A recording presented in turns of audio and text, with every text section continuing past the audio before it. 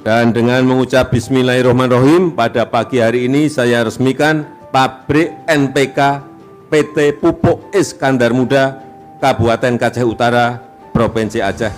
Terima kasih. Atas nama pemerintah Aceh dan rakyat Aceh, Bapak Presiden, kami mengucapkan selamat datang kepada Bapak dan rombongan, dan mohon maaf kalau ada kekhilafan kami di masa yang lalu. Jadi bahwa beliau jadi presiden ini bukan dari sejarahnya orang hebat, enggak, tapi dari rakyat biasa. Karena takdir Allah maka beliau jadi. Selama 2 periode menjabat sebagai Presiden Republik Indonesia, Joko Widodo memprioritaskan pembangunan infrastruktur dari ujung timur Indonesia hingga ke ujung barat. Presiden Jokowi tidak pernah membedakan daerah yang akan dibangunnya. Tidak ada diskriminasi basis pemenangan atau basis pendukung lawan. Semua daerah mendapatkan porsi pembangunan masing-masing sesuai dengan kebutuhan daerah tersebut. Provinsi Aceh menjadi salah satu provinsi yang tidak mendukung Jokowi sebagai presiden dalam 2 periode pemilu. Padahal Jokowi pernah tinggal di Aceh selama 3 tahun dan memiliki orang tua angkat di sana. Marilah sekarang konsentrasi kita ke arah pembangunan, dan Aceh memiliki kekuatan, memiliki potensi, karena ini merupakan daerah modal sumber daya alam, modal sumber daya manusia. Yang saya tahu karena saya 86, 87, 88 itu berada di Lok Sumawe dan di Bener Meriah di Aceh Tengah.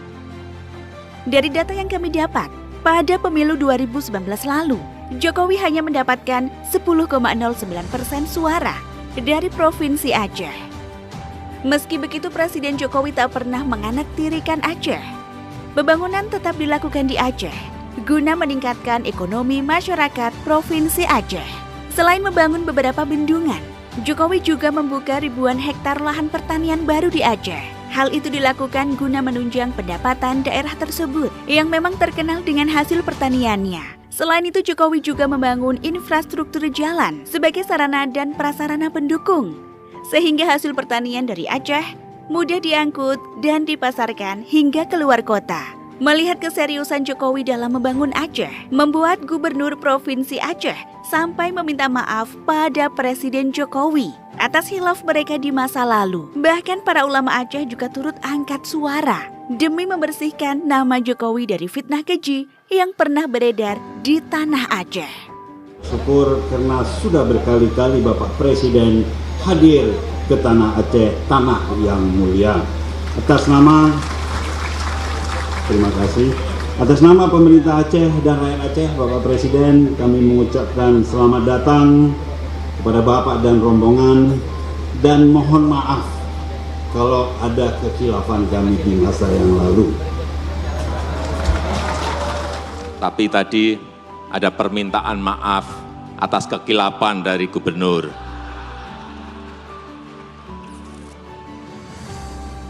Ya saya jawab, jangan salah pengertian.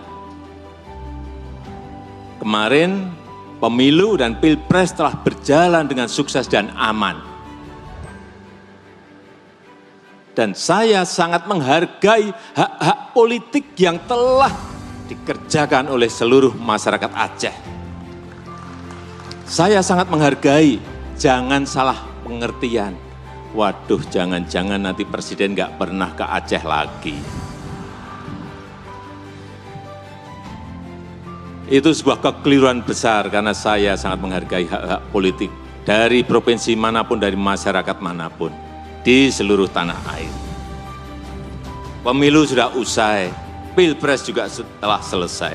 Marilah sekarang konsentrasi kita ke arah pembangunan. Dan Aceh memiliki kekuatan, memiliki potensi.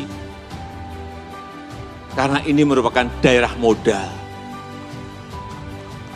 Modal sumber daya alam, modal sumber daya manusia. Yang saya tahu karena saya 86, 87, 88 itu berada di Lok Sumawe dan di Bener Meriah di Aceh Tengah. harus ngomong apa adanya, secara terbuka saya. Terlambat, stok infrastruktur kita dibanding negara-negara sekitar kita juga masih jauh. Sehingga kecepatan mobilitas orang, kecepatan mobilitas barang, kecepatan logistik dari provinsi ke provinsi yang lain, dari kabupaten satu ke kabupaten yang lain, menjadi semuanya terhambat. Sehingga daya saing kita, competitiveness kita, menjadi kalah. Kalau kamu pilih dia kena apa-apa. Iya. Tapi jangan fitnah. Jangan fitnah yang tidak itu aja, Pak. Lebih gini begitu. Sekarang nyerah. Ya kenapa nyerah dia?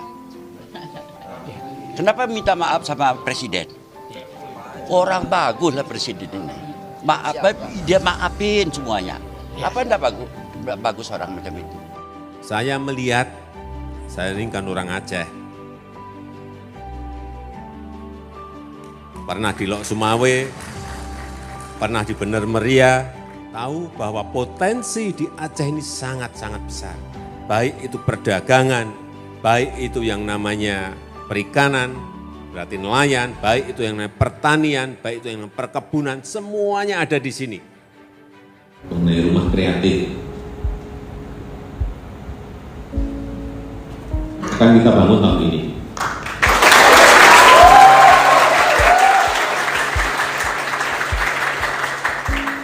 Tidak kecil, saya ingin buat contoh satu dulu, gede. Kreatif Hub ada di Banda Aceh, kita mulai tahun ini senilai berapa ya? Kira-kira 140 miliar. Gede banget ini. Saya tidak ingin dikelola oleh Pemda, maaf Pak Bu, tidak dikelola oleh provinsi, tetapi dikelola oleh yang muda-muda.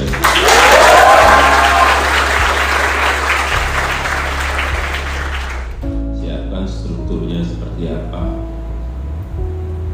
semua organisasinya seperti apa, diberi hitung-hitungan, mendapatkan income dari mana, bagaimana kreatif hub ini sudah diberi modal besar, tinggal menjalankan, tapi belum tentu juga bisa.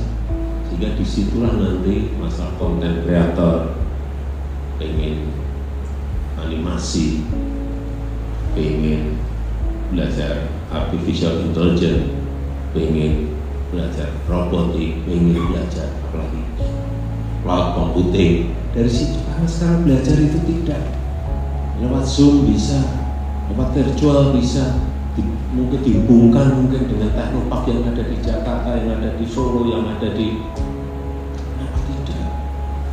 Jadi cara berpikirnya harus seperti itu, atau dihubungkan dengan gimana Silicon Valley misalnya.